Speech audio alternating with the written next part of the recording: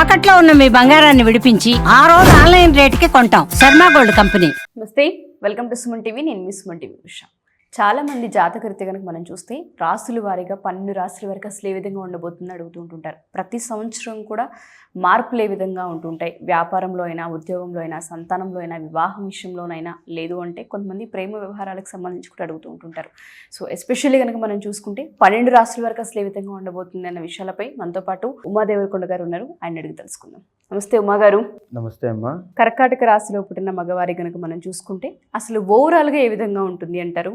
వీళ్ళ గుణగణాలు ఏ విధంగా ఉంటాయి అండ్ దాంతోపాటు నూతన సంవత్సరంలో ఏ విషయాలలో కలిసి వస్తుంది అంటారు? ఈ కర్కాటక రాశిలోకి పునర్వసు నక్షత్రం 4వ పాదము, పుష్యమి 1, 2, 3, 4 పాదములు, ఆశ్లేష 1, 2, 3, 4 పాదముల దాకా ఈ యొక్క కర్కాటక రాశిగా పరిగణించబడతారు. ఈ కర్కాటక రాశికి వచ్చేసి అధిపతి చంద్రుడు అవుతాడు. కాబట్టి ముఖ్యంగా చెప్పాలంటే వీళ్ళకి మానసిక ఒత్తిడి అనేటువంటి చాలా ఎక్కువగా ఉంటుంది. ఉషా గారు, కర్కాటక రాశి వాళ్ళు ఓవర్ ఎమోషనల్ పీపుల్, చాలా ఎమోషనల్గా ఉంటారు, చాలా సెన్సిటివ్ పీపుల్, చాలా సాఫ్ట్గా ఉంటారు. అంటే వీళ్ళు ఎవరిని మోసం చేయరు, వీళ్ళని మోసం చేస్తే వాళ్ళు తీసుకోలేరు. అంటే చాలా సెన్సిటివ్ అనమాట. మనం చూస్తూ ఉంటాం, 10 మంది గ్యాంగ్లో ఒక వ్యక్తి ఉంటూ ఉంటాడు, మనం ఏదైనా అంటే గబుక్కుని ఫీల్ అయిపోతుంటారు. అంటే అలాంటి గమ్మును ఫీల్ అయ్యేటువంటి మనసు నొచ్చుకునేలాగా చేసుకునేటువంటి వ్యక్తులు ఎవరంటే కర్కాటక రాశి వాళ్ళండి. చాలా సెన్సిటివ్. అంటే వాళ్ళు ఎవరిని మాట కూడా అనరు, పొరపాటును కూడా ఎవరిని కించపరిచేలా అనరు, వాళ్ళని పరచకూడదు, అంతే. ఎంతవరకు అంతే. లిమిటెడ్ పీపుల్, బాగా ఒక డీసెంట్ పీపుల్ చెప్పాలంటే ఎక్కడి వరకు ఉండాలో వాళ్ళ లిమిట్స్ బాగా తెలిసిన రిస్ట్రిక్టెడ్ పీపుల్, సెల్ఫ్ రిస్ట్రిక్టెడ్ అవ్వచ్చు, వాళ్ళ లిమిటెడ్. కానీ ఫన్ ఉంటుంది, జాయ్ఫుల్గా ఉంటారు, చాలా ఎంజాయ్ చేస్తుంటారు లైఫ్ని, అన్నీ ఉంటాయి.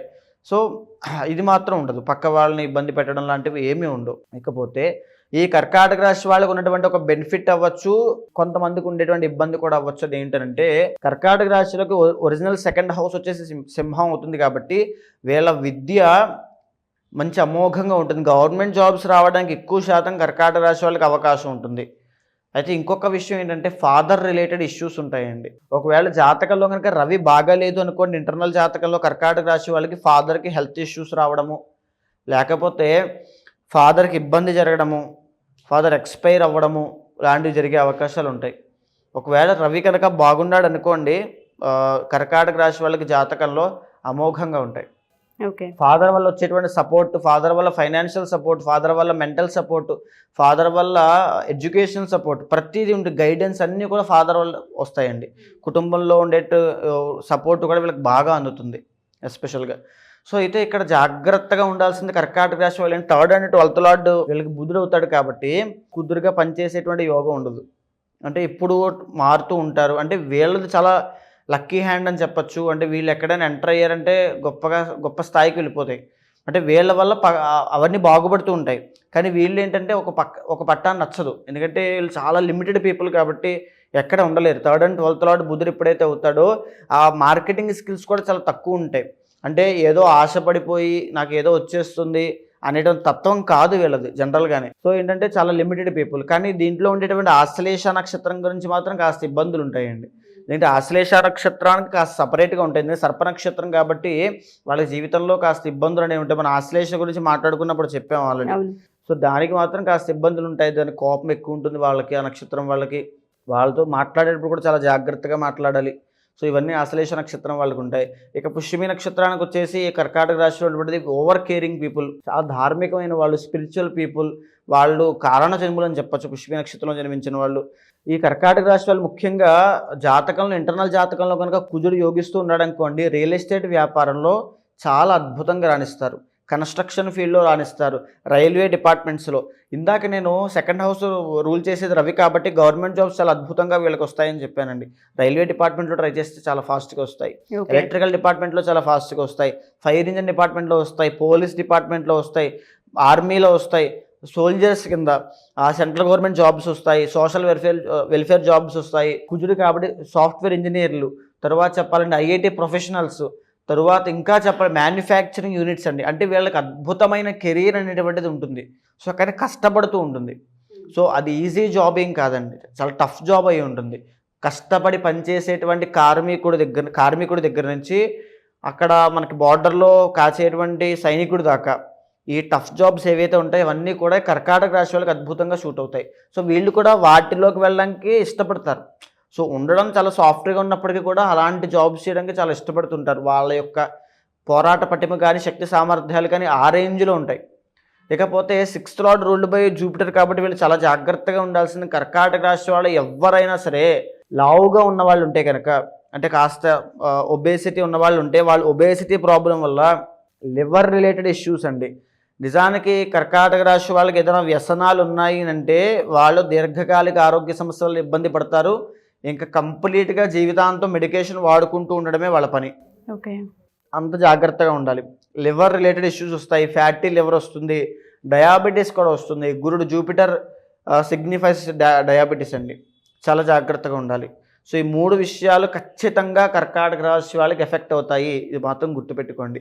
అయితే ఇక 7వ స్థానం వచ్చేసి వీళ్ళకి మకరం అవుతుంది. ఎక్కువ శాతము ఈ యొక్క కర్కాటక రాశి వాళ్ళు మ్యారీడ్ లైఫ్లో ఇబ్బందులు పడతారు. ఈధర్ ఆడవాళ్ళైనా మగవాళ్ళైనా.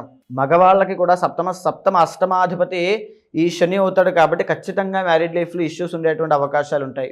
ఈ కర్కాటక రాశిలో జన్మించిన వాళ్ళకి 36 సంవత్సరాల లోపు, బాగా గుర్తుపెట్టుకోండి, 36 సంవత్సరాల లోపు వీళ్ళకి ఒక ప్రాణగండం ఉంటుంది. అష్టమం రూల్డ్ బై శని అండ్ కుంభ శని దుర్లభ అని మనం శాస్త్రం చెబుతుందండి. 36 సంవత్సరాల లోపు వీళ్ళకి ఒక ప్రాణగండం ఉంటుంది. ఏదైనా యాక్సిడెంట్ అవ్వచ్చు, ఆరోగ్య సమస్య అవ్వచ్చు, ఏదైనా గొడవలో తగాదాలో అవ్వచ్చు, వాట్ నాట్ ఏదైనా అవ్వచ్చు. వాళ్ళ యొక్క దశాంతర్దశలు ఇంటర్నల్ జాతకం ఆధారంగా అది తెలుస్తుంది. వాళ్ళకి ఖచ్చితంగా ప్రాణగండం అనేటువంటిది ఉంటుంది. ఇక 7వ స్థానం శని కాబట్టి వీళ్ళు పెళ్ళైన తర్వాత మేజర్గా చెప్పాలంటే ఇండివిజువల్గా భార్యను తీసుకొని దూరంగా వెళ్ళిపోవాలి. వీళ్ళ మ్యారీడ్ లైఫ్ బాగుండాలంటే ఇంట్లోనే అక్కడే ఉంటే కాస్త ఇబ్బందులు వస్తాయి. సో 1 or 2 years ఖచ్చితంగా ఇబ్బందులు ఉంటాయి ఉషా గారు. మ్యారిటల్ లైఫ్లో ఖచ్చితంగా ఉంటాయి. ఇక వీళ్ళకి కనుక కర్కాటక రాశి వాళ్ళకి అబ్బాయి పుట్టేటువంటి యోగం ఎక్కువ శాతం ఉంటుంది. అబ్బాయి కనుక నిజంగా పుట్టాడంటే ఏ జ్యేష్ఠ నక్షత్రంలోనో చాలా అద్భుతంగా ఉంటుంది. చాలా అద్భుతంగా ఆ అబ్బాయి కూడా, పుత్రుడు కూడా మంచి దాంట్లోకి వెళ్తాడు. బేస్డ్ ఆన్ ఇంటర్నల్ జాతకం మీద ఆధారపడి ఉంటుంది.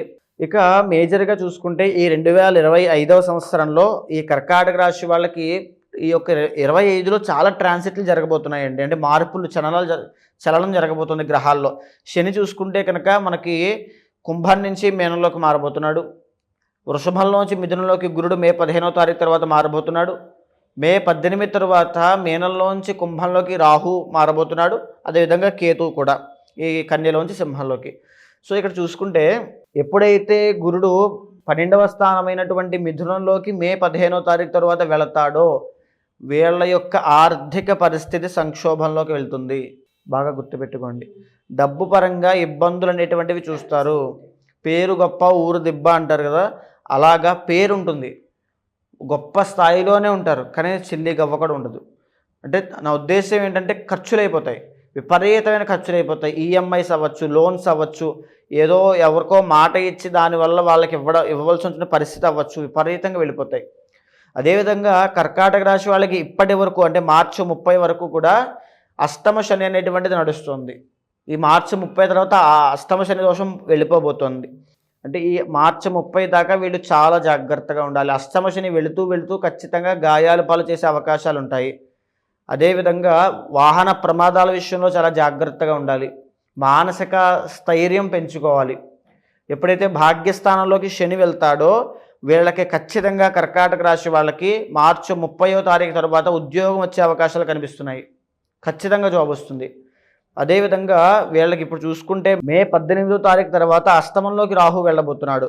అష్టమంలో రాహు వస్తున్నాడంటే అర్థం చేసుకోండి, ఏదో ఒక ఇబ్బంది తీసుకొస్తాడు. ఆశ పెరిగింది అంటే మొత్తం కిందకు వచ్చేస్తారు, డౌన్ఫాల్ పడిపోతారు.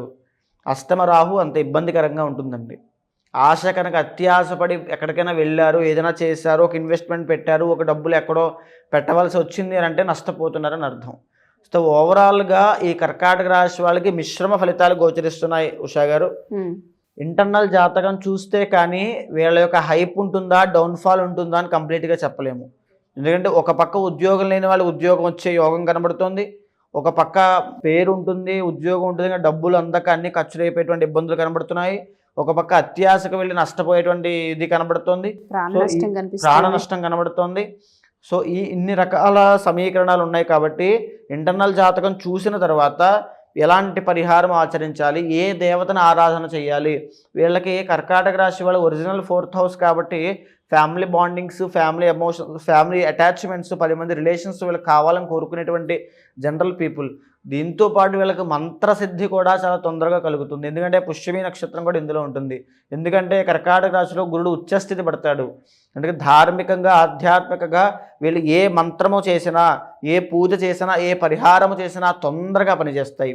ఓకే, కాబట్టి ఎలాంటివి ఆచరిస్తే బాగుంటుందో తెలుసుకుని, ఇంటర్నల్ జాతకం ద్వారా తెలుసుకుని అవి ఆచరిస్తే 2025 ఎక్సలెంట్గా ఉంటుంది. డెఫినెట్గా అండి.